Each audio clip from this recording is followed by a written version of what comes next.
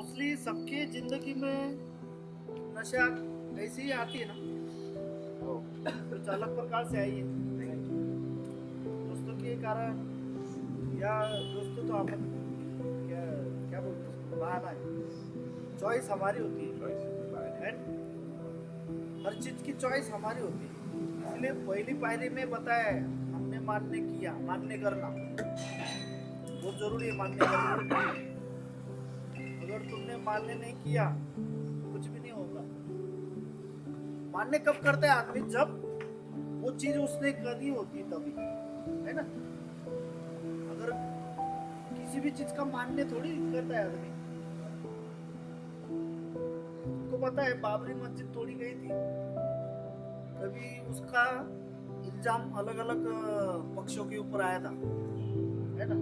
तो कोई मान्य करने के लिए तैयार नहीं था कि मेरे आदमी ने तोड़ा। ऐसा एक ही शेर था, उसने बोला था कि मैंने तोड़ा बाबरी मस्जिद, मेरा आदमी ने तोड़ा, शिवसेना ने तोड़ा। उसने मान्य किया था वो चीज, मेरे आदमियों ने तोड़ा, है ना।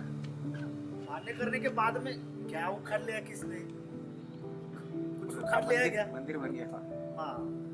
उसी तरह हमारा भी नशे के बारे में है। हम जब तक उस चीज को मान्य नहीं करेंगे कि बाबा मैंने खुद ने स्टार्ट किया। गुटखा खाना किसकी मान्यता से, दोस्तों की मान्यता से था, हमारे खुद की मर्जी से था। नशा करना, कोई भी नशा करना किसकी मान्यता से था, हमारे खुद की मान्यता से। उस चीज को किसी ने प्रेशराइज नहीं किया है, और ऐसी चीजें कोई प्रेशराइज नहीं कर सकता है। समाज में देखो, किधर भी घूम के देखो, कोई भी बंदा खुद नशेबाज, आप भी खुद नशेबाज हो, आपने कभी किसी को प्रेशराइज किया हाँ तेरे को पीना ही पड़ेगा ऐसा। एक बेवड़ा आदमी, एक नशेबाज आदमी एक अच्छे आदमी को बोलता है कि जो मैं कर रहा हूँ तू मत कर। तुम भले कितने भी नशे में होने दो, तुम्हारे पास आने वाले इंसान को तुम एक ही बात करते हो कि ये चीज तू मत कर। तू खाली मेरे पास बैठा रहे, तू मेरे साथ में होटल में बैठा रहे, मैं दारू पीऊंगा, तू चने खा, है ना, तू शेंगदाने खा। उस चीज के लिए तुम प्रेशराइज करोगे, लेकिन नशे के लिए कोई अंदर से प्रेशराइज नहीं करता है। अगर वो कोई प्रेशराइज नहीं करता है तो इसी का मतलब होता है कि कोई भी इंसान किसी को नशेबाज नहीं बनाता है। वो तो हमारी चॉइस है, हमें मजा लेना होता है कि बाबा ये चीज में क्या होता है। आदमी का स्वभाव ही ऐसा है, हर नई चीज इस्तेमाल करना चाहता है इंसान, हर नई चीज चाहे कुछ भी हो जाए वो इस्तेमाल करना चाहता है। उसी तरह हम भी हर नई चीज इस्तेमाल करते करते एक नशेबाज बन गए, और उसकी इतनी गहराई में चले गए कि वहां से निकलना इम्पॉसिबल के जैसे लगने लगा। इसलिए ब्लेमिंग करना, फैमिली रिस्पॉन्सिबल ना रहना, ये सब चीज बाद में आती है। तो पहली पायरी यही सिखाती है कि मान्य करो बाबा, तुमने जो किया वो सभी चीजें मान्य करो। मान्य करने के बाद सब सिंपल हो जाएगा, है ना। लेकिन कोई भी बेवड़ा देखो तुम, कितने भी बार उसको बताओ कि हाँ तूने आज दारू पिया, नहीं मैंने पिया, हालांकि वो पिया रहता है, उसका बांस इतना आ रहा है, उसको चलने को नहीं आ रहा है, फिर भी बोलता है आज नहीं। किसकी भी कसम खाने के लिए तैयार हो जाते, माँ की, बाप की, आजू वाले की, बाजू वाले की, सबकी, किसकी भी कसम खा लेता है। या ऐसा क्यों होता है, जबकि मेरे को पता है कि साला मैं नशा किया है, फिर मानने क्यों नहीं कर पाता मैं, क्यों होता होगा ऐसा, क्यों होता होगा। मैं नशा किया है, कल किया, आज किया, परसों किया, जब भी किया, मैं मानने क्यों नहीं कर पाता। कभी खुद से सवाल पूछा है सब लोगों ने कि हम किए हुए, क्या बोल सकते हो, गलतियां, नशा हम मानने क्यों नहीं कर पाते। ईगो आ रहा है, सब दूसरी बात हम सरेंडर नहीं होते। नशा आपल्याला आवडते असते, हाँ नशा जर न सुटण्यासाठी माणूस खोटं बोलतो। हाँ त्याच्या व्यतिरिक्त जर मोठे माणूस, जर आपले वडील कोणी आपल्याला दबाव देईल दारू पिला का, तर आपल्याला माहिती असते आपण दारू पिलेला आहे, उद्या जर माहीत पडलं तर ते आपल्याला अजून दबाव देईल, त्यासाठी खोटं बोलतो. खोटं बोलतो। का मान्य करत नसेल आपण? ऐसी कौन सी चीज है उसके अंदर जो अपने को मान्य करवाती नहीं है? त्याशिवाय तू जाऊ शकत नाही. अगर हम आज बोलते हैं कि हम नशे के सामने अटपल है, तो कल हम वो करने नहीं देंगे. हाँ, यही बहाना है कि हम नहीं बताते कि अपना दारू पी या नशा किया. हाँ, हाँ. अब शक्ति ही नहीं है. जो चीज हमको पसंद है पूरे दिल से, इतना ज्यादा हम प्रेम करते हैं उसके ऊपर, है ना. कई बार ऐसी भी चीज है तुमको बहुत ज्यादा पसंद होती है, लेकिन तुम तुम्हारी गलती मान्य कर लेते हो. समझो एक आध उदाहरण लेते हैं ऐसा कि चलो तुम्हारी शादी हो गई. शादी होने के बाद तुमको एक आध लड़की अच्छी लगी और तुम उसके पीछे भागने लग गए. एक आध लड़की के ऊपर पूरी प्रेम है ना, फिर से वो दिल से हो गया. सामने वाले ने तुमको एक हरी झंडी दे दी, हाँ आजा आजा आजा, और तुम्हारी गलती हो गई. उसके पास गए, मुलाकात हुई, जो भी हुआ वो सब हुआ, फिर वापस आए और दूसरे दिन तुमको बहुत उसका गिल्टी फीलिंग हो, यार मैंने क्या कर दिया, मैं अपनी वाइफ से बहुत प्रेम करता हूँ. हाँ, मैं राम वो सीता है, मैं रावण कैसे बन गया. ऐसी वाली गिल्टी फीलिंग दूसरे दिन हो जाती है और मन के अंदर वो सभी विचार चालू रहते. लेकिन कहीं ना कहीं तुमको ऑब्जर्व करने वाला कोई ना कोई इंसान होता है घर के अंदर, और सबसे नजदीकी इंसान जो होता है वो बीबी होती है. क्योंकि बीबी तुमको अच्छी तरीके से पहचानती है, तुम्हारा मूड कैसा है इस समय, उसके ऊपर से वो परख लेती है तुमको कि इसके मन में क्या चल रहा है कि नहीं. उससे पहले माँ होती है, बाप होता है, बहन होती है, भाई होता है. लेकिन जैसे शादी होने के बाद में ये लोग सब थोड़ा सा आउटडोर हो जाते हैं, इंडोर में खाली वाइफ ही रह जाते. गिल्टी फीलिंग में तुम तुम्हारे वाइफ के पास कई बंदे हैं ऐसे कि खुद होके बता देते हैं यार एक गलती हो गई है ना, और ऐसी ऐसी गलती हो गई. उस बात को घर वाले जो है कुछ सजेशन देगी, उसमें से कोई पर्याय निकाली, तुमको सेफली बाहर निकाल दी उस मैटर में से. वहां पे तो तुमने मान्य कर लिया कि हाँ मेरे से ऐसी गलती हो गई. लेकिन नशे के बारे में ऐसा नहीं होता है. नशे के बारे में मान्य ही नहीं कर पाता आदमी, है ना. मैंने नहीं पिया, मैंने नहीं तरीका में काम किए, मैंने झगड़ा भी नहीं किया, मैं पीने के बाद कुछ मतलब हजारों बहाने देना स्टार्ट करता है आदमी, है ना. तो ये बहाने क्यों देता है वो हम समझ सकते. जैसे उसने बताया कि हम हदबल है, नशे के सामने हदबल है, कल हमको करने को नहीं मिलेगा. लेकिन ये भी प्रॉब्लम नहीं है. अगर समझो तुमको कल करने को नहीं भी मिलेगा तो भी तुम अब भी नहीं मान्य कर रहे हो. तुमको पता होता है कि कल मेरे को पीने के लिए नहीं मिलेगा, मेरे को चौकट में जाना पड़ेगा, लॉकडाउन कर देंगे, ये कर देंगे, वो कर देंगे, पॉकेट मनी निकाल लेंगे, कुछ नहीं रखेंगे, फिर भी तुम उस चीज को मानने ही नहीं कर पाते. अभी तक कितने लोग हैं जिन्होंने ऑनेस्टी से शेयरिंग किया अपनी पूरी जिंदगी? नहीं किया होता है. एक एक बारीकाई जो हमारे अंदर रहती है ना, वो बारीकाई हम कभी शेयरिंग नहीं कर पाते. आज जो गलतियां मैं कर रहा हूँ, शायद उस गलतियों को वैसे के वैसा रखने के लिए मेरे को 1-1.5 साल लग जाता है. और ऐसे इंसान के पास ही मैं बोलता हूँ जिसके ऊपर पूरी तरीके से मेरा भरोसा है. शायद तभी भी आदमी सच नहीं बोल पाता. कुछ ना कुछ चीजें वो बाजू में ही रखता है. ये क्यों हो रहा है हमारे अंदर?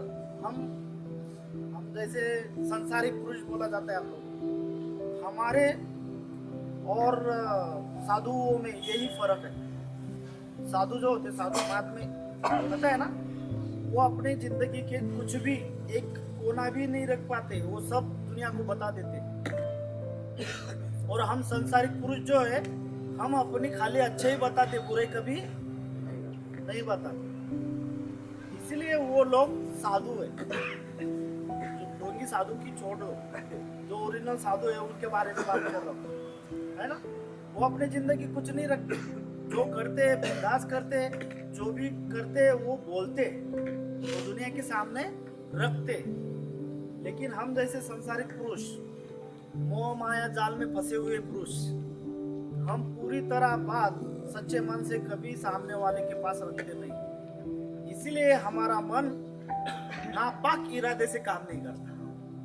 हमेशा जो काम करता रहता है ना कुछ गलत फहमी अंदर रखता है, कुछ ना कुछ बहाने बना के लोगों के सामने प्रेजेंट करता है, और जो कुछ हुआ वो कभी साफ मन से रखते नहीं। इसकी वजह से हमारा सांसारिक जीवन ऐसे झूठ बोलने में, किसी को फंसाने में, गलत फहमियों में, लोगों का मजा लेने में ऐसे ही बीत रहा है। इसलिए हम संसार करने के बाद, बच्चा पैदा करने के बाद, करोड़पति बनने के बाद भी इंसान सुखी नहीं है। कोई भी सांसारिक पुरुष से पूछ को देखो कि तू सुखी है क्या। एक साधु को पूछ के देखो, वो क्या बोलता है, अरे मैं तो मेरे परमात्मा के अंदर बहुत सुख भोग रहा हूँ। शाम को किधर सोता मालूम नहीं, कब खाना मिलेगा पता नहीं, कहाँ से मिलेगा पता नहीं, फिर भी वो इंसान इतना खुश और सुखी महसूस कर रहे हैं अंदर से। और हमारे पास सब कुछ होने के बावजूद हम सुखी मरते दम तक नहीं है। क्यों? इसकी वजह यही है कि हम साफ दिल से ये बाहर निकालते ही नहीं। ऑनेस्टी सच्चे मन से रखते ही नहीं। देखो, हम शेयरिंग भी करते हैं ना, हम शेयरिंग में यही दिखाते हैं कि मैं कितना अच्छा हूं, मेरे घर वाले कितने बुरे हैं, ये लोग कितने बुरे हैं, मेरे साथ काम करने वाले कितने बुरे हैं, मेरे साथ में कितनी बुराइयां हुई है, यही बताने की कोशिश हम हर शेयरिंग में कर रहे हैं। इसलिए हम मानने ही नहीं कर पाते, हम छुपाना चाहते उन चीजों को कि बाबा ये छुप जाए। लेकिन मैं आपको कई बार यहाँ पे सब शायद लेते होंगे, दो माइंड के बारे में हमेशा बोला जाता है, एक सबकॉन्शियस माइंड और एक कॉन्शियस माइंड के बारे में। जो बात इंसान बाहर बोल के निकालता नहीं, वो बात तुम्हारे दिमाग के अंदर बैठ जाती है, और वो बैठी हुई बात तुमको कभी अच्छा इंसान बनने नहीं देती ही नहीं। अच्छा इंसान बनने, ऑनेस्टी वाला, अच्छा वाला इंसान, कैरेक्टर अच्छा हो, ऐसा इंसान बनने ही नहीं देती। दरअसल मेरे सेशन बहुत कम हो रहे हैं यहाँ पे, नहीं तो मैं जितने भी सेशन लेता था, कल क्या हुआ मेरे घर में वो भी बताता था। मेरे घर में मेरे बीबी के साथ मेरा कल क्या हुआ वो भी सब बताता, मेरे बच्चों के साथ मेरा क्या हुआ वो भी बता देता था, कर्मचारियों के साथ में क्या हुआ वो भी मैं शेयरिंग कर देता था। हर बार उदाहरण देते समय मेरे ही घर का मैं देता था। क्यों? वो एक बार निकाल दिया ना तो अगला डालने के लिए तैयार हो जाता दिमाग। तुम निकालते नहीं, इसके लिए तुम्हें एक खुशी वाली जिंदगी महसूस नहीं होती। निकालो, इसको बाहर फेंको। जब तक बाहर फेंकोगे नहीं तब तक अंदर अच्छा कुछ आने वाला नहीं है। और जो इंसान बता देता, चलो मान्य करने की बात थी, नशा के बारे में ऐसा क्यों होता है कि आदमी मानने ही नहीं कर पाता, पिया रहता है, समझता है, सब कुछ उसका बात भी आ रहा है, फिर भी वो मानने नहीं कर पाता, बहाने देता है, सब कुछ देता है। और उसमें से कई ऐसे इंसान होते, निडर होते, निडर मतलब किसी से ना डरना, ऐसी तरह, हाँ मैं पिया हूं, बोल तू क्या उखाड़ लेगा। वो मान्यता को कुछ मतलब है क्या उसको? अगर ऐसा इंसान कोई बोलता, हाँ मैंने ये गलती की, चल बोल तू क्या कर लेगा, वो अगर मानने भी कर रहा है लेकिन उसके पीछे उसका गलत अर्थ निकाल रहा है ना वो खुद, उसको वो जानता है तुम कुछ नहीं कर सकते मेरा, हाँ पिया हो, मेरे बाप का पिता हो, तुम्हारा क्या जाता है, तुम कौन हो मेरे को पूछने वाले। ऐसे मानने करने वाले इंसान का कोई अर्थ नहीं है, क्योंकि वो चाहता ही नहीं कि मैं मान्यता दूं। देखो 12 पायरियों में बहुत सारे पॉइंट लिखे, एक पायरी में लिखे बारीक सारीक चुकांची कबूली देने, है ना, बारीक सारीक चुकांची। ये पायरियों में जो अर्थ डाला है ना, ये किस वजह से डाले सब? बारीक सारीक चुकांची कबूली दिया, उसके बाद में मान्य करो, उसके बाद में सरेंडर करो, हाँ? अपनी इच्छा और जीवन संपूर्णपणे परमेश्वरास सोपून द्या। ऐसे क्यों कह रही है 12 भाई? हाँ? ऐसे क्यों नहीं बने, हाँ बाबा मैं एक नशेबाज था, मैंने नशा छोड़ दी, ट्रीटमेंट लिया, खत्म। भाई मरते तो पहले बोलती मान्य करो, फिर बात बोलती है सरेंडर करो, हाँ, फिर बात बोलती है भगवान को सौंप दो। इसलिए देखो अल्कोहलिक अनोनिमस के बहुत सारे मेंबर्स होते हैं। एक मधुकर सर थे, शायद आप जानते होंगे मधुकर सर करके। आपके मुंह से सुना है। हाँ, जहाँ पे मैं था वहाँ पे वो भी थे एज ए काउंसिलर बन के। आज मधुकर सर को जाके शायद 6-7 महीने हो गए, बेचारे गए हो। उन्होंने बहुत एक्सपीरियंस था उनको। 2700 का 2800 उन्होंने सोबरिटी बर्थडे मनाया था, लेकिन वो इंसान 28 साल सोबर था। वो इंसान जब मैं वहाँ पे था, मेरे को एक बार उन्होंने बोला था कि सर मेरे को आपके साथ में 5वीं पायरी करनी है। मेरे को वहाँ पे बहुत लोग थे, अनुभवी लोग थे, लेकिन वो इंसान मेरे को बोला यार कि आपके साथ में मेरे को 5वीं पायरी करनी है। मैंने बोला सर आप मेरे को क्यों, मेरे साथ में क्यों? बोले मैंने बहुत लोगों को देखा। एक्चुअली अल्कोहलिक अनोनिमस में वो मीटिंग को भी जाते थे, रेगुलर मीटिंग करते थे। यहाँ के सबसे पुराने भगवान दादा करके, तो भगवान दादा उनके साथ में बॉम्बे से चाय पीने के लिए आते थे, मीटिंग करने के लिए। वो इंसान रेलवे में थे, वहां से लात मार के निकाल दिया, ऐसे शब्दों में वो खुद कहते थे। मेरे को लात मार के रेलवे डिपार्टमेंट से निकाल दिया। नशे के कारण मेरा बच्चा मर गया। उसका जो बड़ा बच्चा था नशे के कारण गुजर गया था। और वो इंसान बर्थडे के दिन अपनी वाइफ के पैर छुए थे। मतलब इतने इंसान होते, घर में तो हर कोई छूता है, लेकिन पब्लिक के सामने छूने में शर्म आती है हम जैसे। वो इंसान उनके सोवरिटी बर्थडे के दिन वाइफ के पैर छुए थे, तो बोले थे ये इसने मेरी जिंदगी सुधारी। बहुत सालों तक वो सेवा देते रहे, हर रियाब में अलग अलग प्रकार के रियाब में गए, वहाँ पे काउंसिलर बन के काम किया। उनका प्रोग्राम ही अलग था। वो टाइम का जो प्रोग्राम था बहुत डेंजर और अलग ही था।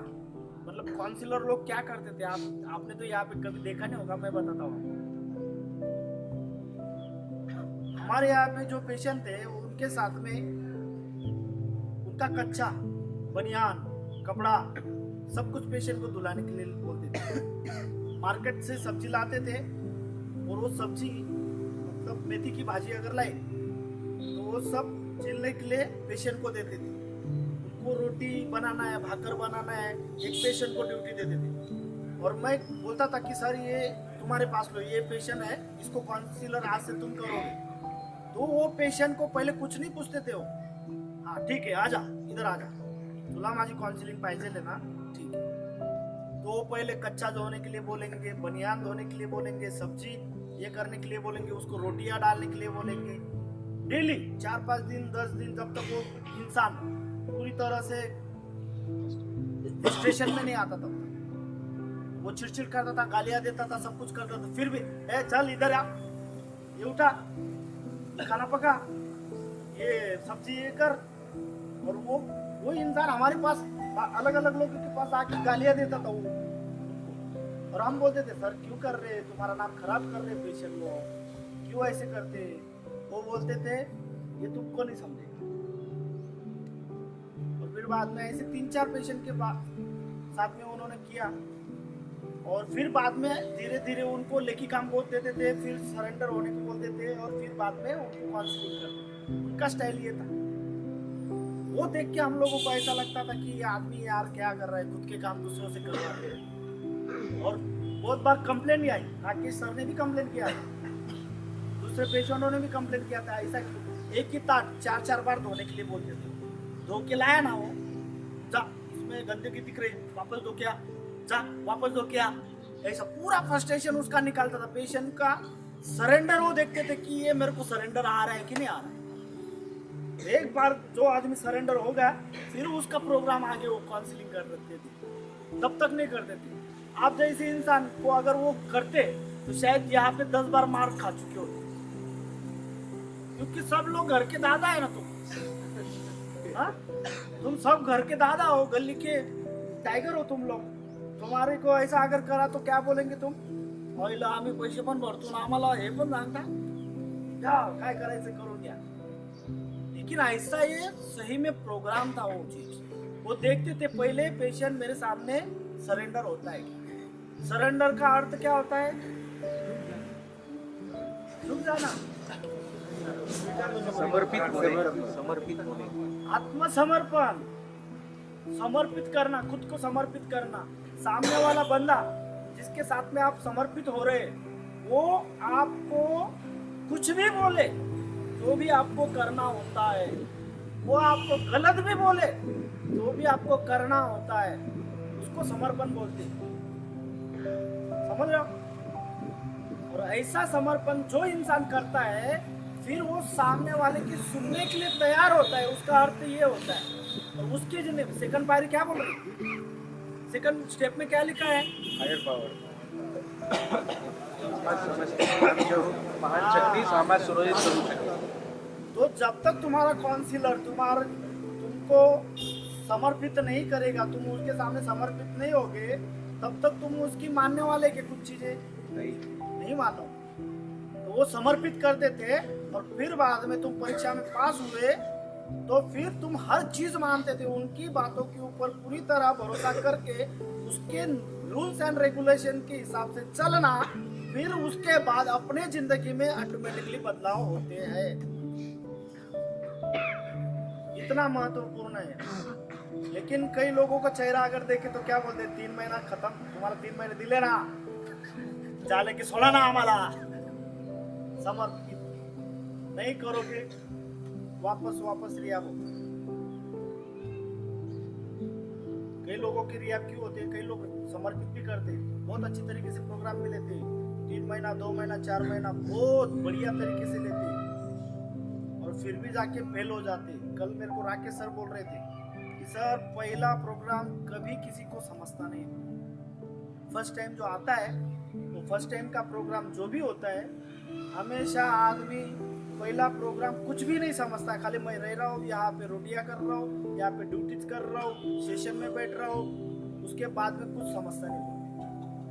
फिर आदमी को सेकंड प्रोग्राम, सेकंड में थोड़ा बहुत समझता है, लेकिन घर वालों के ऊपर जो चिड़चिड़ होती है उसकी वजह से वो निकल जाते. कई लोग होते थर्ड प्रोग्राम लगते हैं. थर्ड प्रोग्राम में कई लोग निकल जाते हैं और कई लोगों को रिहैब की एडिक्शन की आदत लग जाती है. रिहैब एडिक्टिव बोलते हैं उसको. हाँ, 3-4 महीना डालेंगे वापस निकालेंगे, 3-4 महीना डालेंगे वापस निकालेंगे, ये चालू ही रहेगा, आना जाना. तो आपके ऊपर डिपेंड है कि आप किस तरीके से प्रोग्राम लेना चाहते हो. है ना? सॉरी, बहुत बोल गया क्या मैं? सब सुन रहे थे ना? आपकी रोटी ड्यूटी कौन करेगा? चलो प्रेयर लो, प्रेयर. अफसर शांत रहेंगे. हमरे प्रार्थना घेऊन हाँ. सेशन की समाप्ति. सफाई Lord, grant us liberty, for the things we cannot change, courage, to